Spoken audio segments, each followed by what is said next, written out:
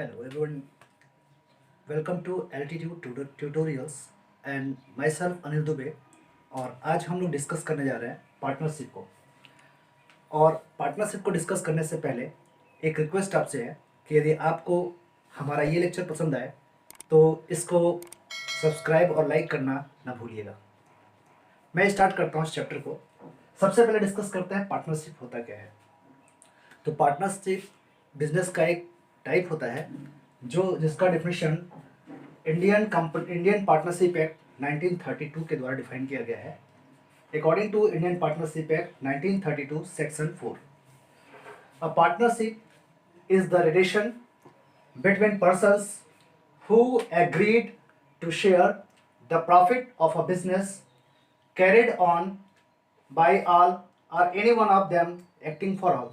This is the definition given by the Companies Act 1932 section 4. अगर इस definition को हम ध्यान से देखें तो इस डिफिनेशन में पार्टनरशिप के सारे फीचर्स भी शामिल है। मैं अंडरलाइन करके वन बाय वन एक्सप्लेन करता जाता हूँ। पार्टनरशिप इज द रिलेशन, सबसे पहले क्या है ये, it is a relationship between persons. अगर हम रिलेशनशिप की बात करते हैं तो रिलेशनशिप डिपेंड करता है कॉन्ट्रैक्ट के ऊपर, और कॉन्ट्रैक्ट को रेगुलेट करने के लिए इंडियन गवर्नमेंट ने पहले ही एक्ट पास कर रखा था जो कि 1872 में पास किया गया था, जिसका नाम है the Indian contract act 1872। According to Indian, मैं वन बाय वन सारे फीचर्स को पहले डिफाइन कर लेता हूँ, उसके बाद मैं इसको आगे वन बाय वन एक्सप्लेन भी करता हूँ। तो पहला फीचर हो गया it is a relation between persons. यहाँ पे दूसरा फीचर हो गया कि बिटवीन द पर्सन्स, पर्सन मतलब कि more than two persons. Then who agree to share the profit of a business, वो किस बात पे एग्री करते हैं, बिजनेस के प्रॉफिट को शेयर करने के लिए एग्री करते हैं। और थर्ड नेक्स्ट है carried by on all, business को जो है सभी मिलकर चलाते हैं, ठीक है। Are any one of them acting for all, या उनमें से कोई एक व्यक्ति भी उन सबके लिए बिजनेस को चला सकता है। अब वन बाय वन हम जरा इसके फीचर्स को डिस्कस करते हैं, ठीक है।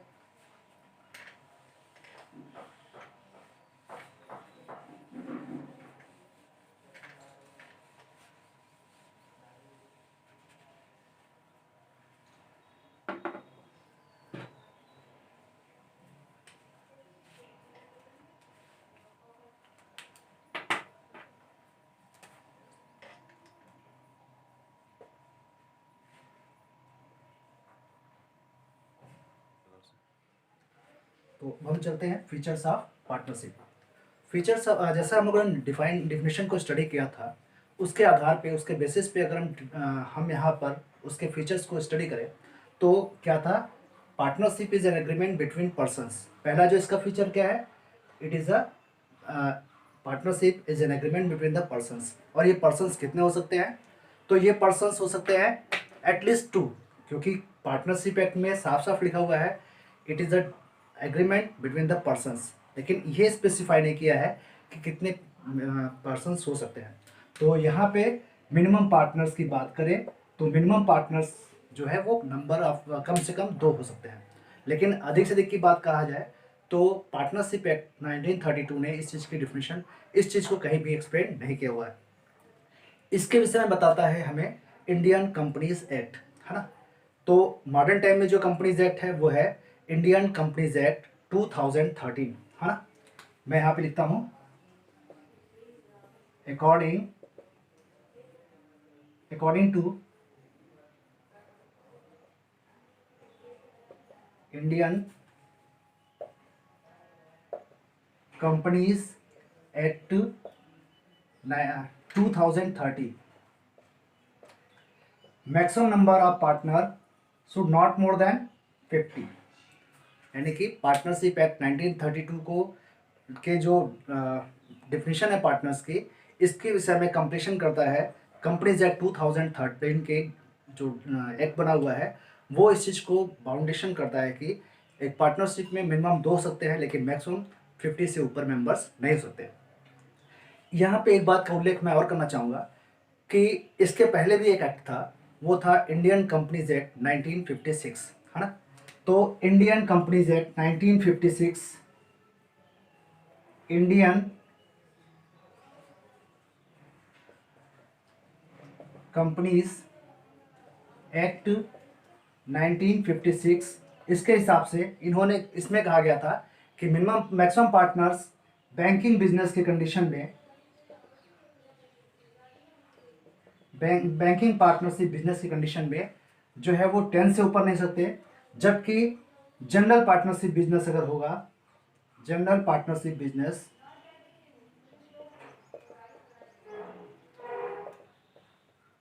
के केस में 20 से ऊपर नहीं हो सकते, है ना। तो फिर से मैं इसको एक्सप्लेन करता हूँ कि पार्टनरशिप की जो मिनिमम लिमिट है इसे तो पार्टनरशिप एक्ट 1932 डिफाइन करती है, लेकिन मैक्सिमम पार्टनर्स कितने हो सकते हैं इसको डिफाइन करता है इंडियन कंपनीज एक्ट, जो कि मॉडर्न टाइम में है इंडियन कंपनीज एक्ट 2013, और 2013 के अकॉर्डिंग मैक्सिमम पार्टनर जो है वो 50 से ऊपर नहीं हो सकते।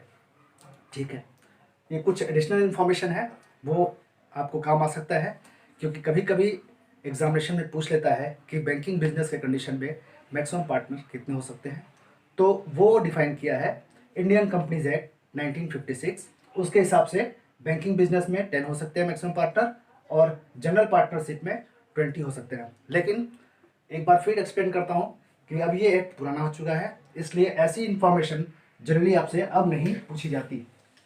ठीक है, अब चलते हैं आगे। दूसरा जो यहाँ पे फीचर है वो है एग्रीमेंट, है ना। पार्टनरशिप डिपेंड किसके ऊपर करता है?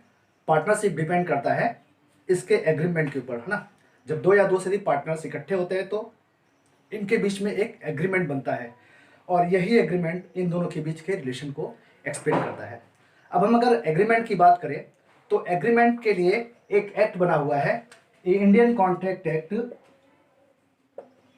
Indian contract act 1872। तो इंडियन कॉन्ट्रैक्ट एक्ट 1872 साफ साफ डिफाइन करता है कि एक कॉन्ट्रैक्ट ओरल भी हो सकता है और रिटन भी हो सकता है। इसी कारण से पार्टनरशिप का के बीच में एग्रीमेंट वो रिटन भी हो सकता है और ओरल भी हो सकता है। अब एक क्वेश्चन आता है दिमाग में कि क्या पार्टनरशिप एग्रीमेंट का रजिस्टर होना मैंडेटरी है? तो इसका आंसर है नहीं, क्योंकि as per contract act 1872 an agreement may be written format और ओरल फॉर्मेट। तो रिटन फॉर्मेट में है तब तो उसका रजिस्ट्रेशन हो सकता है, लेकिन अगर ओरल फॉर्मेट में है तो उसका रजिस्ट्रेशन हो पाना वो पॉसिबल नहीं है। इसीलिए ये इस चीज़ को कंपनीज एक्ट पार्टनरशिप एक्ट 1932 कहता है कि पार्टनरशिप का रजिस्ट्रेशन होना बहुत इंपॉर्टेंट नहीं है। अगर होता है, ये जरूरी है कि हो, डिज़ायरेबल है कि हो, लेकिन अगर नहीं होता है तो भी पार्टनरशिप जो है वो इलीगल नहीं होगा। ठीक है, अब चलते हैं, नेक्स्ट पॉइंट है there must be a business, है ना। पार्टनरशिप जो होना चाहिए वो क्या होना चाहिए? एक बिजनेस पर्पस के लिए होना चाहिए, है ना। दो व्यक्ति मिल करके आपस में डिस्कस करते हैं कि चलते हैं हम चैरिटी का वर्क करते हैं, तो ये बिजनेस नहीं है, ये पार्टनरशिप नहीं कहलाएगा। पार्टनरशिप के लिए ज़रूरी है कि वो एक बिजनेस ही हो, है ना। यानी दो से अधिक व्यक्ति मिल करके एक बिजनेस करते हैं, तब जाकर के ये पार्टनरशिप होता है। इसका नेक्स्ट फीचर है म्यूचुअल एजेंसी। म्यूचुअल एजेंसी मतलब होता है कि आपने लास्ट लाइन को पढ़ा होगा, अगर डेफिनेशन को पढ़ा होगा तो लास्ट लाइन है कैरिड बाय ऑल और any one of them acting for all, partnership की जो डेफिनेशन है। तो यहाँ पे क्या है, साफ साफ कहता है कि बिजनेस को या तो सब मिलकर चलाए या उनमें से कोई एक व्यक्ति अपने बिजनेस को सबके लिए चला सकता है। तो यहाँ पे पार्टनर्स के बीच में एक म्यूचुअल एजेंसी होती है ना, यानी एक पार्टनर सबका रिप्रेजेंटेटिव हो सकता है। ठीक है, तो मैं इसको फिर से इसको और एक्सप्लेन करना चाहता हूँ। फॉर एग्जांपल मान लीजिए दो पार्टनर है ए और बी, ए एंड बी मिलकर के एक पार्टनरशिप स्टार्ट करते हैं, और बी ने एक थर्ड पार्टी एक्स के साथ कोई कमिटमेंट किया। ठीक है, तो ए और उसने इस बात को ए को नहीं बताया। ठीक है, तो ए इस चीज़ को डिनाई नहीं कर सकता कि हम इस जो एक्स के साथ कमिटमेंट हुआ है उस कमिटमेंट को हम इसलिए पूरा नहीं कर सकते क्योंकि इसकी इन्फॉर्मेशन हमको नहीं थी, क्योंकि यहाँ पे बी अपने बिजनेस का ऑनर भी है और बी अपने बिजनेस का रिप्रेजेंटेटिव भी है। ठीक है, तो यहाँ पे अगर बी ने एक्स के साथ कोई कमिटमेंट किया है बिजनेस के प्रति, तो वो माना जाएगा कि ए ने भी उस कमिटमेंट को फुलफिल करने के लिए प्रॉमिस किया है।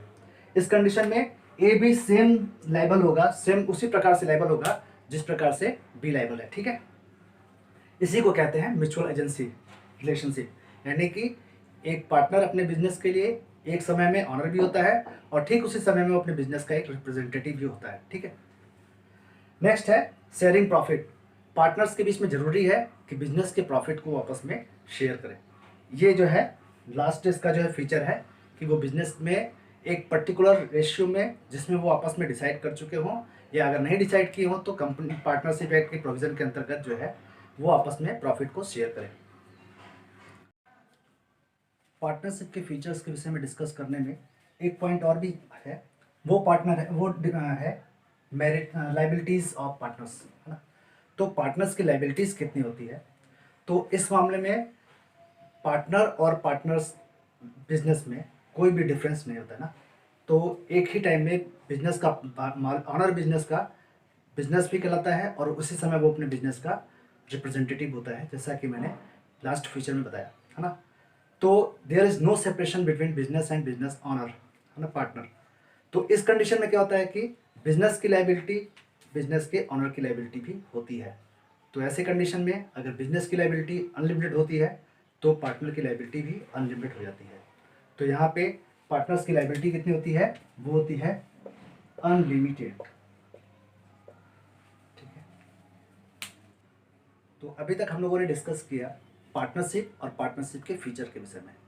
अब हम आगे चलते हैं और अब डिस्कस करते हैं पार्टनरशिप डीड, है ना। तो जैसा कि इसके फीचर में हम लोगों ने डिस्कस किया था कि partnership is the relation between persons, है ना।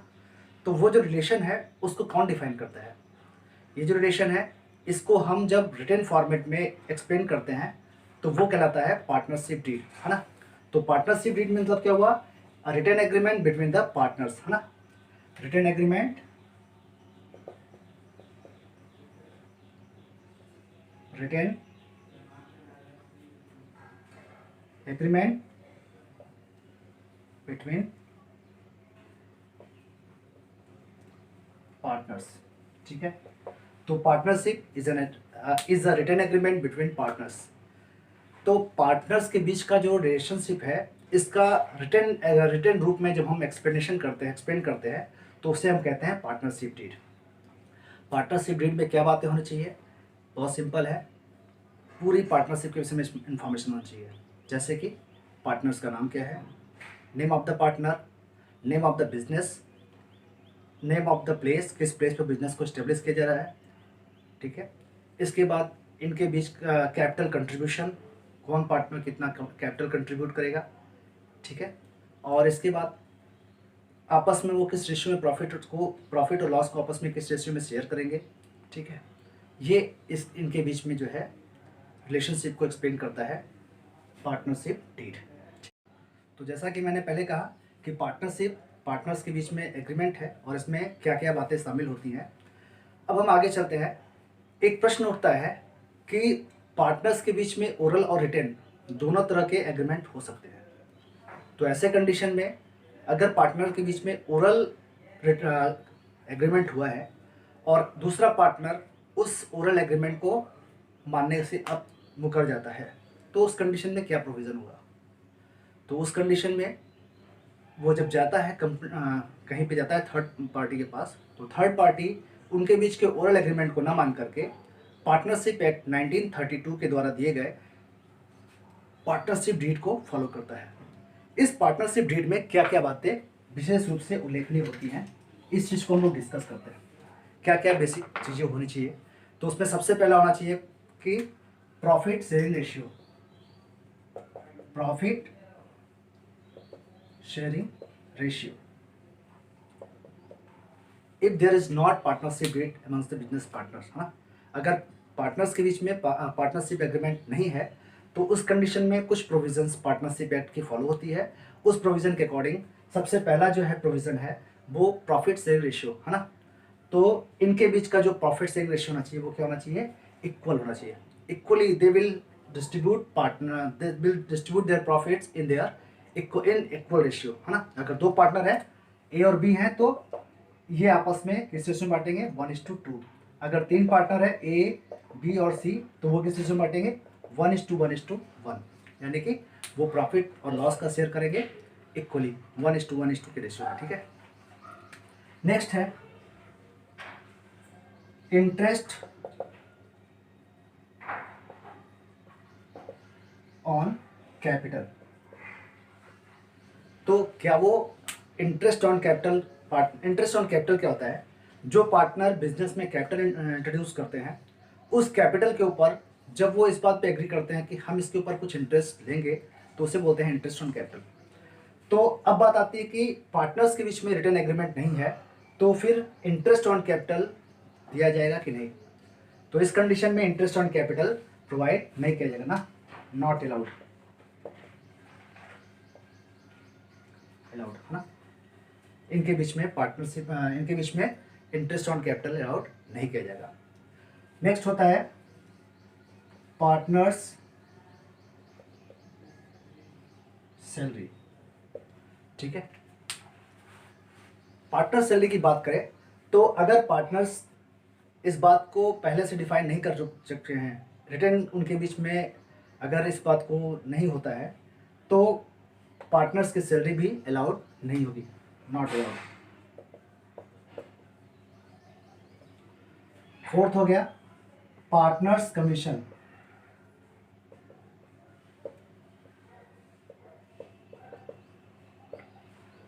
पार्टनर्स कमीशन, अगर कोई पार्टनर स्पेशल काम करके कुछ बिजनेस को प्रॉफिट पहुंचाता है तो उसके ऊपर उसको कमीशन ड्यू नहीं होगा, यानी उसको जो है कमीशन नहीं मिलेगा ना, तो ये हो जाएगा नॉट अलाउड। ठीक है, नेक्स्ट हो गया इंटरेस्ट ऑन ड्राइंग। ड्राइंग क्या होता है? जब पार्टनर बिजनेस से कुछ पैसे विड्रॉ करता है अपने खुद के पर्पस के लिए तो उसे हम बोलते हैं ड्राइंग।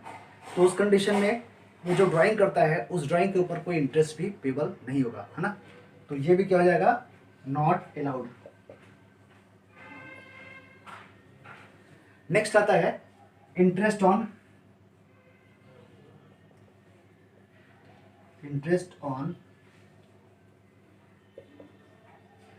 पार्टनर्स। ठीक है, पार्टनर ने जो लोन दिया हुआ है उसके ऊपर इंटरेस्ट दिया जाएगा कि नहीं? तो इसका आंसर है yes, it will allowed at the rate only 6%, है ना, नॉट मोर देन 6%। तो interest on loan, partners loan दिया जाएगा, लेकिन कितना दिया जाएगा? 6% से अधिक नहीं दिया जाएगा। ठीक है, तो ये कुछ प्रोविजंस हैं जो कि पार्टनरशिप न रहने पे पार्टनर्स के ऊपर अप्लीकेबल होती है।